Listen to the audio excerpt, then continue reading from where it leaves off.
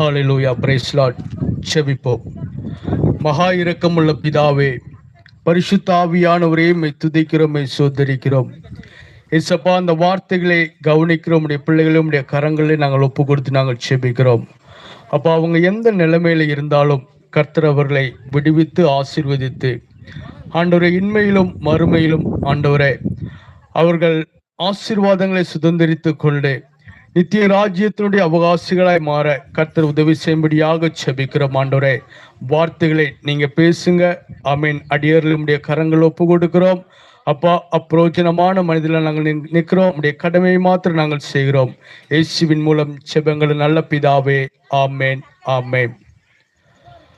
ஆண்டவராய் இயேசு கிறிஸ்துவின் நாமத்துல இந்த வார்த்தைகளை தூரத்திலும் சமீபத்திலிருந்து கவனித்துக் கொண்டிருக்கிறதான இந்த வாளாடி மேற்பரட்டில் இருக்கிறதானவர்களை இயேசுவின் நாமத்திலே நாங்கள் வாழ்த்துகிறோம். நீங்கள் எந்த இடங்களில் இருந்தாலும் உங்களுடைய செவிகளை இந்த சத்தத்துக்கு நேராக நீங்கள் திருப்ப வேண்டும் என்று சொல்லி நாங்கள் வாஞ்சித்து இந்த இடத்துல வந்து தேவன் ஆண்டவராய் இயேசு கிறிஸ்து எங்களுடைய வாழ்க்கையில செய்த காரியங்களை நாங்கள் உங்களிடத்தில் அறிவிக்கும்படியாக நாங்கள் வந்திருக்கிறோம். ஒருவேளை நீங்க யோசிக்கலாம், ஏன் இவர்களுக்கு ஆலயத்திலே மாத்திரம் ஆண்டோடைய வார்த்தைகளை சொன்னால் போதாதா, ஏன் இந்த வீதிகளிலே வந்து பேச வேண்டும் என்று சொல்லி இதை சத்தத்தை கேட்பவர்கள் நீங்கள் யோசித்துக் கொண்டிருக்கலாம். ஆனா வேதத்தில் எங்களுக்கு கொடுக்கப்பட்டதான ஒரு பிரதானமான கட்டளை, சகல ஜாதிகளுக்கும் நீங்கள் சுவிசேஷத்தை அறிவிக்க வேண்டும் என்று சொல்லி வேதம் எங்களுக்கு போதித்திருக்கிறது. அந்த வார்த்தைகளுக்கு நாங்கள் கட்டுப்பட்டு கீழ்ப்படிந்து இந்த இடத்துல நாங்கள் வந்திருக்கிறோம். இந்த வார்த்தைகளை கேட்கிறவங்களுடைய வாழ்க்கையில அநேக விதமான போராட்டங்கள் இருக்கலாம், வேதனைகள் இருக்கலாம், சஞ்சலங்கள் இருக்கலாம். ஆனால் இன்றைக்கு ஆண்டவராய் இயேசு கிறிஸ்து உங்களை பார்த்து சொல்லுகிற ஒரு வார்த்தை, நீங்கள் மனம் திரும்பி இந்த சுவிசேஷத்தை நீங்கள் விசுவாசிக்கும் பொழுது உங்களுடைய வாழ்க்கையிலே எல்லாவற்றையும் அவர் சம்பூர்ணமான ஆசீர்வாதங்களாகும், துக்கங்களை மாற்றுவேன் என்று சொல்லி அவர் வாக்குரைப்பதை நாம் பார்க்க முடிகிறது. இந்த வார்த்தையில கேட்கிற உங்களுடைய வாழ்க்கையிலும் கூட நாங்கள் இந்த இடத்தில் நாங்கள் வந்து பிரசங்கிக்கும் பொழுது எங்களையும் இந்த பூமியிலே யாருக்கும் நாங்கள் வேண்டாதவர்களாய் இருந்த நாட்கள் உண்டு.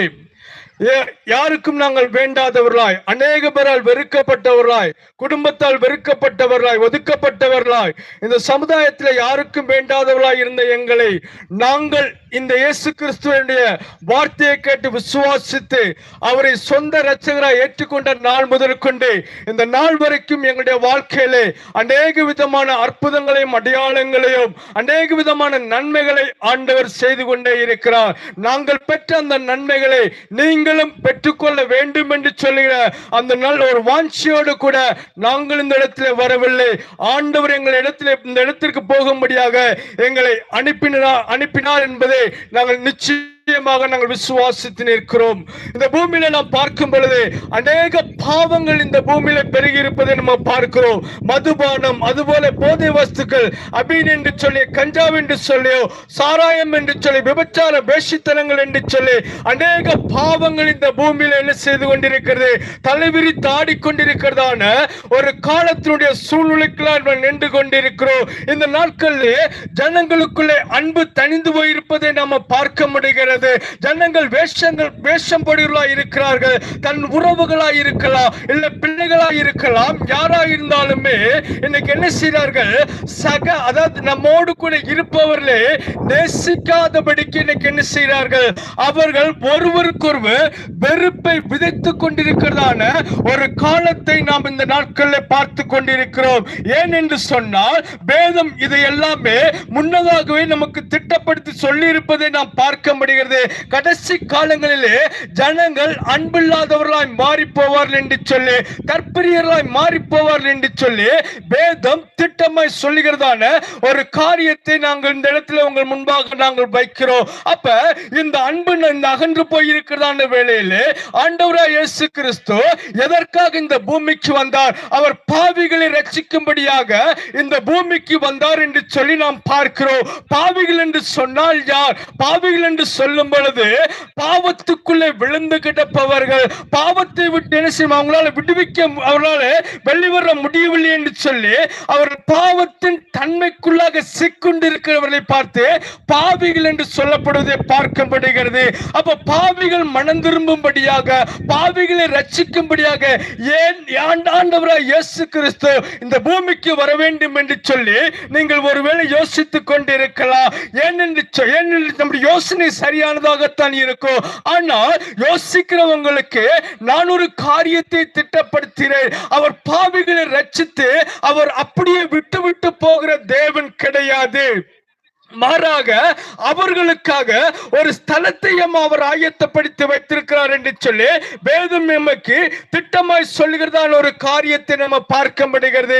அவர் நேசிக்கிற கர்த்தராய் இருக்கிறார். பாவம் செய்ததுனால அவர் நம்மை விட்டு விலகி விடுவார் என்று சொல்லி அநேக பேர் சிந்திப்பது உண்டு. ஆனால் வேதத்தை நாம் பார்க்கும் பொழுது அவர் யாரையுமே அவர் வெறுக்கிற தேவன் கிடையாது. யாரையுமே அவர் புறம் தள்ளுகிற தேவன் கிடையாது. ஒருவேளை மனிதர்கள் நம்ம என்ன செய்து விடுவார்கள், புறம்பே தள்ளி விடுவார்கள். மனிதர்கள் நீங்கள் வேண்டாம் என்று சொல்லி நம்மளை ஒதுக்கி விடுகிறதான ஒரு அனுபவத்தை நாம் பார்த்து கொண்டிருக்கிறோம். ஆனால் ஆண்டவராய் இயேசு கிறிஸ்து அவர் யாரையும் வெறுக்கிற தேவன் கிடையாது. அவர் யாரையும் புறம்பே தள்ளுகிற தேவன் கிடையாது. ஏன்னா எங்களுடைய வாழ்க்கையில கூட பாவத்துக்குள்ளே விழுந்து கிடந்த எங்களை அவர் வெறுக்காதபடிக்கு அவர் என்ன செய்யறார், தம்மோடு கூட தம்முடைய பிள்ளைகளாய் அவர் சேர்த்து கொண்டார் என்று சொல்லி உங்களிடத்தில் நாங்கள் ஆணித்தரமாக நாங்கள் சொல்ல முடியும். அப்ப யாரையும் வெறுக்காத தேவன் இன்றைக்கு இந்த இடத்துல உங்களிடத்தில் இந்த வார்த்தையை அறிவிக்கும்படியாக பரிசுத்த தேவன் எங்களை அனுப்பி இருக்கிறார் என்று சொன்னால் ஏன் இந்த இடத்தில் நாங்கள் வர வேண்டும்? ஆண்டவராய் இயேசு கிறிஸ்து உங்களையும் அவர் நேசித்துக் கொண்டிருக்கிறார். என்னை ஆண்டவர் நேசிப்பாரா என்று சொல்லி நீங்க யோசித்துக் கொண்டிருக்கலாம். ஆனால் ஆண்டவர் உங்களையும் நேசிப்பதனால் மட்டும்தான் இந்த சத்தத்தை நீங்கள் கேட்பதற்கு உங்கள் செவிகள் இந்த இடத்திலே திறந்தவைகளாய் இருக்கிறது. வேதம் சொல்லுகிறது, மனம் திரும்பி நீங்கள் என்ன செய்யுங்கள், சுவிசேஷத்தை நீங்கள் நம்பிக்கை வைக்க வேண்டும் என்று சொல்லி. மனம் திரும்பல் என்று சொன்னால் என்ன?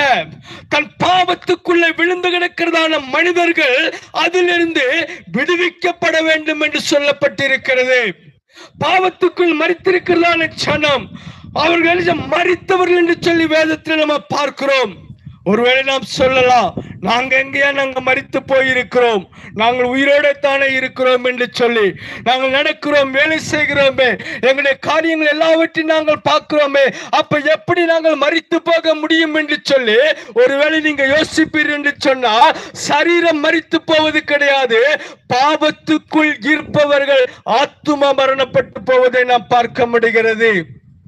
அந்த மரணப்பட்டிருக்கிறதால் அந்த ஆத்துமாவை மீட்டெடுக்கும்படியாகத்தான் ஆண்டவராய் இயேசு கிறிஸ்து இந்த பூமிக்கு அவர் வந்திருக்கிறார்.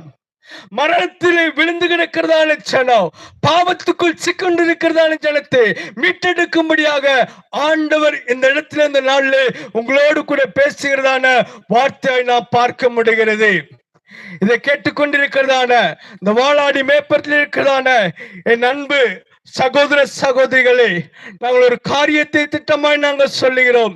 இந்த இயேசு கிறிஸ்துவிடத்தில் வரும்போது எங்களுக்கு என்னையா கிடைக்கும் சொல்லி நீங்க கேட்கிறீங்களா? உங்களுக்கு சமாதானத்தை ஆண்டவர் தருகிறார். உலகம் கொடுக்கவும் எடுக்கவும் முடியாத சமாதானத்தை ஆண்டவர் உங்களுக்கு தருகிறார். உங்களுக்கு சந்தோஷத்தை ஆண்டவர் தருகிறார். உங்களுடைய வாழ்க்கையுடைய எதிர்பார்ப்புகளை ஆண்டவர் நிறைவேற்றி தருகிறார். உங்களுடைய தேவைகளை சந்தித்து கொடுக்கிறார். உங்களுக்கு வியாதிகளை குணப்படுத்துகிற கர்த்தர். இன்னைக்கு மருத்துவத்தில் செய்ய முடியாததை கூட ஆண்டவராய் இயேசு கிறிஸ்து பூமியிலே அநேக அற்புதங்களை செய்து கொண்டிருக்கிறார் என்று சொல்லி பார்க்க முடிகிறது. நீங்கள் அநேக பேர் என்ன செய்யலாம், டிவிகளில் நீங்கள் பார்ப்பீர்கள், யூடியூப்ல பார்ப்பீர்கள், இதெல்லாம் எப்படி நடக்கு, இந்த அதிசயங்கள் அற்புதம் நடப்பை நீங்கள் பார்த்திருக்கலாம். ஆனால் இன்னைக்கு நீங்கள் பார்த்த அற்புதத்தை கர்த்தர் உங்களுக்கு செய்ய அவர் சித்தமுள்ள தேவனாயிருக்கிறார்.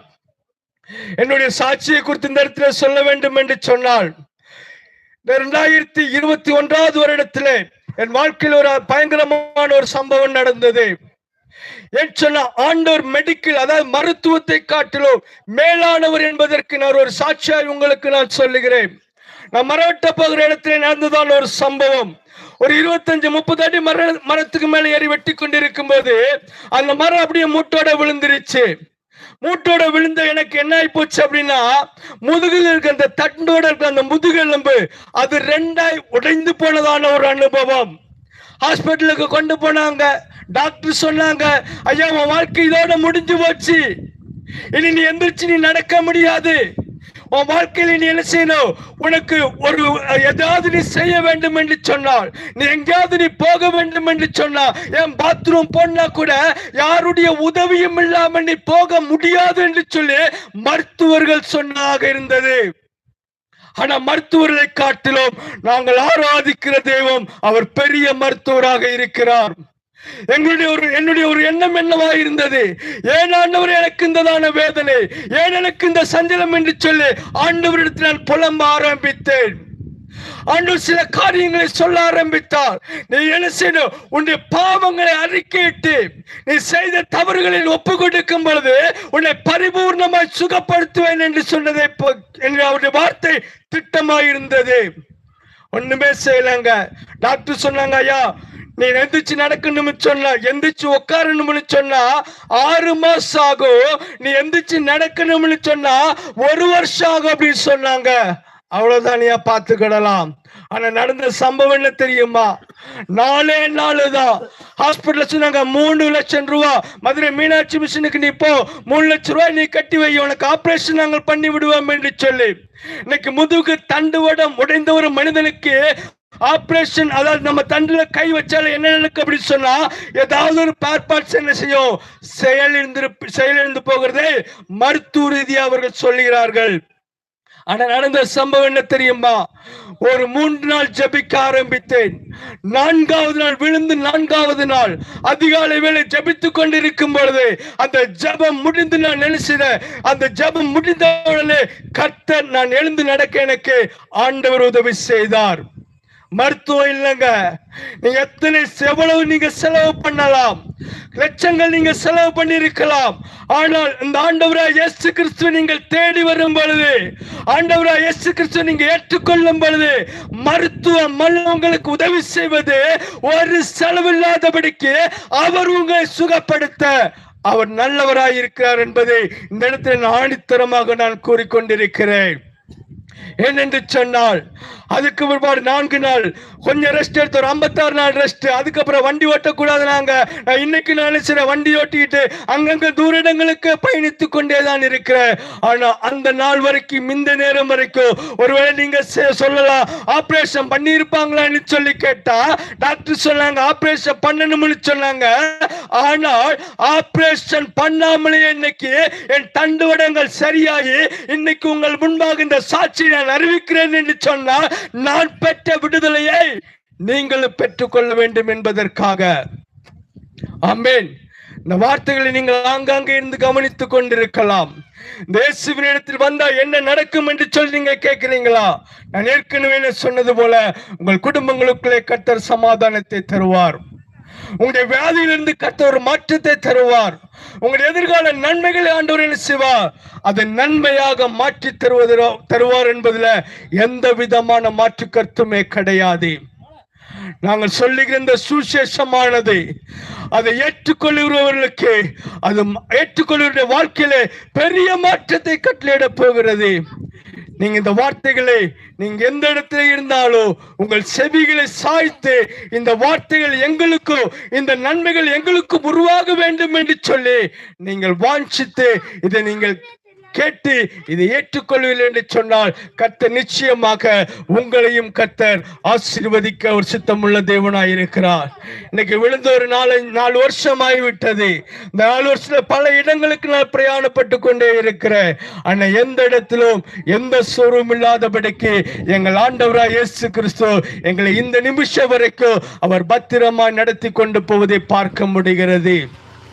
ஒருவேளை உங்களுடைய வாழ்க்கையிலும் இப்படிப்பட்டதான அனுபவங்கள் இருக்கும் என்று சொன்னால், ஐயா எங்களுக்கு வியாதி குணமாகுமா, எங்களுக்கு கடன் பாரங்கள் மாறுமா என்று சொன்னால், நீங்க இந்த இடத்துக்கு நீங்கள் வருவீர்கள் என்று சொல்ல விசுவாசித்து வரும்போது நாங்கள் உங்களுக்காக நாங்கள் ஜெபிக்கும்படியாக இருக்கிறோம். அந்த ஜெபத்தை கேட்கிற எங்கள் ஜெபத்தை கேட்கிற கர்த்தர் உங்களுடைய ஜெபத்தை கேட்டு உங்களுடைய வாழ்க்கையிலோ அற்புதத்தை செய்து உங்களை சதா காலங்களும் அவர் ஆசீர்வதித்தை நடத்துவாராக. ஆமென்.